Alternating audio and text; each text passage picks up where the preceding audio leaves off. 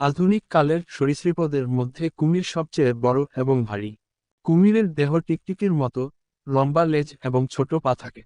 তাদের চোয়াল সকল প্রাণীর মধ্যে সবচেয়ে শক্তিশালী। কুমির স্থলে এবং জলে বাস করে। তারা সরীসৃপ বর্গ ক্রোকোডিলিয়ার অন্তর্ভুক্ত, যার মধ্যে অ্যালিগেটর, কেমেন এবং গ্যাবিয়ালও রয়েছে। কুমিরের বেশ কয়েকটি প্রজাতি রয়েছে। মাথার খুলির সামান্য পার্থক্য অনুসারে এগুলিকে শ্রেণীবদ্ধ করা হয়েছে। কুমির মূলত এশিয়া, আফ্রিকা, অস্ট্রেলিয়া এবং আমেরিকার নিম্নভূমি, আর্দ্র গ্রীষ্মমণ্ডলীয় অঞ্চলে পাওয়া যায়। এরা সাধারণত জলাভূমি, হ্রদ এবং নদীর কাছাকাছি বা কাছাকাছি বাস করে। তবে কিছু প্রজাতি মিঠা পানি এবং লবণাক্ত পানি উভয় ক্ষেত্রেই বাস করতে সক্ষম। সকল কুমিরেরই আকৃতি টিকটিকির মতো। তাদের পেশিবহুল পা নখরযুক্ত আঙুল দিয়ে শেষ হয়। তাদের পুরু ত্বকহারের প্লেটগুলিকে একত্রে বেঁধে রাখা হয়। কুমির সাধারণত জলপাই, ধূসর সবুজ বা বাদামি রঙের হয়। তাদের পেট প্রায়শই হালকা রঙের হয়। কিছু প্রজাতির গাঢ় রঙের ডরা বা দাগ থাকে। সবচেয়ে বড় কুমির প্রজাতি হল আফ্রিকার নীল নদের কুমির, ক্রোকোডাইলাস নিলোটিকাস, এবং অস্ট্রেলিয়ার নোনা জলের কুমির, সি পরোসাস। উভয়ের প্রজাতিরই দৈর্ঘ্য 20 ফুট 6 মিটার এবং ওজন প্রায় 2200 পাউন্ড 1000 কিলোগ্রাম হতে পারে। এটি একটি জিরাফের চেয়ে কিছুটা লম্বা কিন্তু একটির তুলনায় মাত্র অর্ধেক ভারী।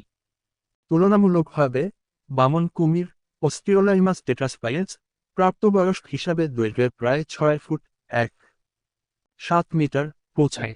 সব কুমিরেরই অপেক্ষাকৃত লম্বা থুতু থাকে। তাদের নাকের ছিদ্র, চোখ এবং কান খোলা মাথার সর্বোচ্চ অংশ। এই বসানো প্রাণীদের শ্বাস নিতে, দেখতে এবং শুনতে সক্ষম হওয়ার সময় জলে নীরবে ভাসতে দেয়। জলে থাকাকালীন অতিরিক্ত সুরক্ষা হিসাবে তাদের চোখ আংশিক স্বচ্ছ ঝিল্লি দিয়ে আবৃত থাকে।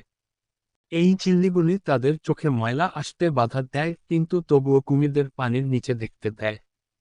একইভাবে ডুবে গেলে কান এবং নাকের ছিদ্র চামড়ার ভাঁজে আবৃত থাকে। কুমির শিকারী এবং নিশাচর, বা বেশিরভাগ রাতে সক্রিয়। তারা তাদের বেশিরভাগ সময় পানিতে কাটায়। যাই হোক, তারা জমি জুড়ে কয়েক মাইল ভ্রমণ করতে পরিচিত হয়েছে।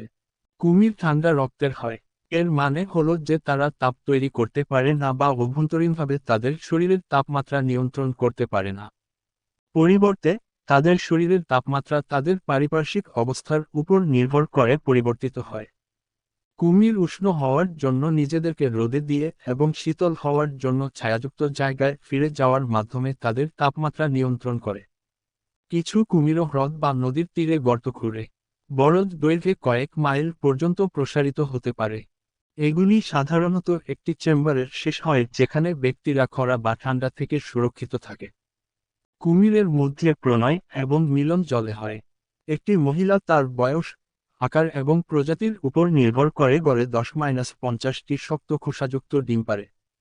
বাসা তৈরির দুটি সাধারণ রূপ জানা যায়। কিছু প্রজাতি মাটিতে একটি গর্ত খনন করে এবং ডিম জমা হওয়ার পরে এটি ময়লা দিয়ে পুনরায় পূরণ করে। অন্যরা উদ্ভিদ উপাদান এবং মাটির একটি ডিবি তৈরি করে যা ডিমকে ঢেকে রাখে। অন্যান্য অনেক সরীসৃপের ক্ষেত্রে যেমন বিকাশমান ভ্রূণের লিঙ্গ বাসার ডিমের তাপমাত্রা দ্বারা নির্ধারিত হয়। হ্যাচিং না হওয়া পর্যন্ত শিকারি থেকে ডিম রক্ষা করার জন্য স্ত্রী সাধারণত বাসার কাছাকাছি থাকে। 2 বা 3 মাস পর, যখন এখনও খোসার মধ্যে কিন্তু ডিম ফোটার জন্য প্রস্তুত, তখন কুমিরগুলো চিৎকার করে শব্দ করে। প্রাপ্তবয়স্ক স্ত্রী ডিম থেকে ময়লা বা অন্যান্য ধ্বংসাবশেষ অপসারণ করে এবং বাচ্চাদের পানিতে সহায়তা করে। অনেক ক্ষেত্রে স্ত্রী তার জিহ্বা দিয়ে সাবধানে ডিম খোলে এবং তার মুখের মধ্যে হ্যাচলিংস বহন করে। স্ত্রী তার সন্তানদের কাছাকাছি থাকে এবং কয়েক সপ্তাহ থেকে কয়েক মাস ধরে শিকারীদের থেকে সুরক্ষা প্রদান করে। সেন্টিমিটার লম্বা হয় এবং মাছ, পাখি এবং বড় কুমির সহ অনেক শিকারীর জন্য ঝুঁকিপূর্ণ। তারা তাদের প্রথম কয়েক বছরের জন্য প্রতি বছর প্রায় 1 ফুট 30 সেন্টিমিটার দৈর্ঘ্যে বৃদ্ধি পায়। বৃদ্ধি তারপর আরও ধীরে ধীরে চলতে থাকে। বন্দি কুমির 70 বছরেরও বেশি সময় ধরে বেঁচে আছে। বন্য যারা প্রায় 50-80 বছর বেঁচে থাকতে পারে।